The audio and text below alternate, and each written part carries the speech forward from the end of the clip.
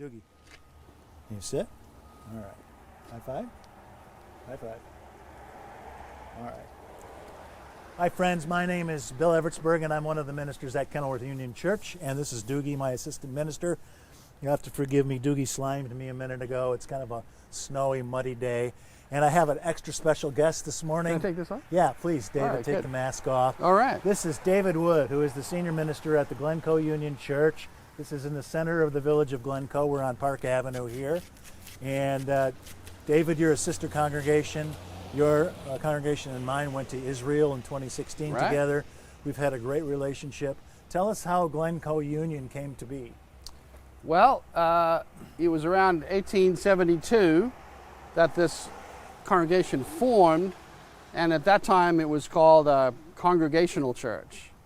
And it existed that way, I think, off this site, but eventually they built a building on this site, and would have been in the 1870s.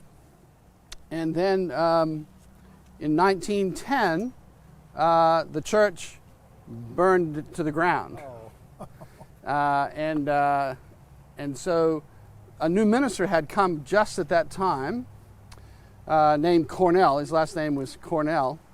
And he advocated that the church become a union church at that time. So such as like Kenilworth. I don't know what year you were formed. We're 1892, you're 20 years older.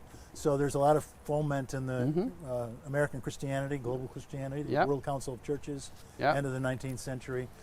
Probably both our congregations were born out of that new sensibility of ecumenism and interfaith Yes. dialogue, right? So you were formed as a union church, Yes. right from the beginning. Intentionally from the beginning. Got it. Yes. So- David, tell us about yourself. Tell us about your Yeah. career and your family. How long you been at Glencoe Union? So we've been here. I came in the summer of 2009. So 11 years, and Good run. yeah. And I have Jennifer, my wife Jennifer, who works here on staff with me. She is director of communications and children's ministries. And what else did you want to know? Like Like, what's where I your come from? ordination? Yeah. So, And tell us about your family. so we have. Well, I'll start with we have 3 kids, twin boys that are 31, and a daughter that's 33.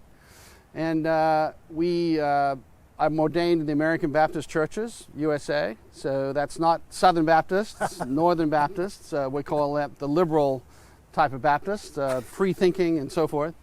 I was born and raised in Australia, and then my family moved here when I was a teenager. We lived in Kansas, and then I went to school in New England, and then at Gordon Commonwealth Seminary, and then I had churches up in that area of the country, up in New England, and then we spent some time in Europe, in Paris, at the American Church in Paris, and then I've worked for Lilly Endowment doing programs, and then we came here. So it's a long journey. I've appreciated you as a colleague and a friend, and partnership between Kenilworth Union and Glencoe Union is very valuable to us. So we're going to go into Glencoe Union Sacred Space and show you the inside. So Dr. Wood, this church burned down in 1910, and so this building is vintage. Built this building, yep. Beautiful, calming, sacred space. Yeah. Tell me your favorite thing. What's the most interesting architectural thing in this room? In this room, well, I like the fact that it's a wide sanctuary, and so you can feel, even though and it's deceptively large, meaning we could get 400 people in here when we got all our pews in, and so I like that feeling of closeness to it, and that it's an open chancel. Yes. I like that. That the choir sits back there. This normally isn't there, but that's just there because of how we're filming things now. Right, yeah. So what's going on during the pandemic? What is your worship like on Sunday mornings? Yeah, so we film in here. We do a live stream service that goes out live every Sunday from here. And when the weather's right, we've been also meeting outdoors. And that's where we've had people present when we're outdoors. When we're indoors, we don't have anybody present at this point. So we're still trying to figure out when that might happen and how that might happen. Yeah, no plans yet, no definite No date. definite plans because of how things are happening. But Yeah. I would hope, before the end of the year, we've got, a couple of dozen people at least inside. Great. But that's the hope, yeah. How's the congregation thriving during this time of stress around the world for congregations? You know, as you know, it's hard to measure because you're not together. So all those normal measurements we have are gone. But if one measure is finances, and you could probably say the same thing. I mean, our finances are more on track this year than any other year that I've had. So I think in some ways people are being more intentional. Yeah. So that's a good sign, I Good think. sign.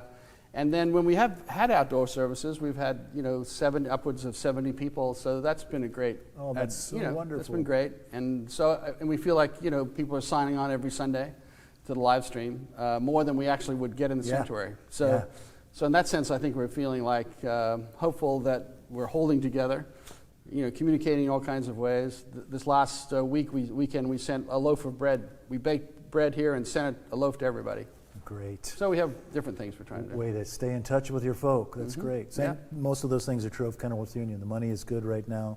Our attendance virtually is higher than it would be physically. Yeah. But we're not as robust on our outdoor service, so I'm glad for Glencoe Union. A lot of signs of vitality. Well, it feels as good as I think it can right now. Yeah. And whoever thought we'd be 9 months into this and still doing what we're doing. Yeah, God, I know it.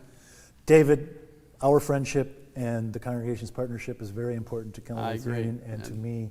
When people are traveling again, let's do another trip with the two congregations. Absolutely, yeah. Thanks for hosting right, Matt, the videographer, and Doogie and me here in your holy space. Well, thanks for coming over, and I do hope that going forward we'll find more and more ways to be connected. God bless you, and God bless you all. Thanks.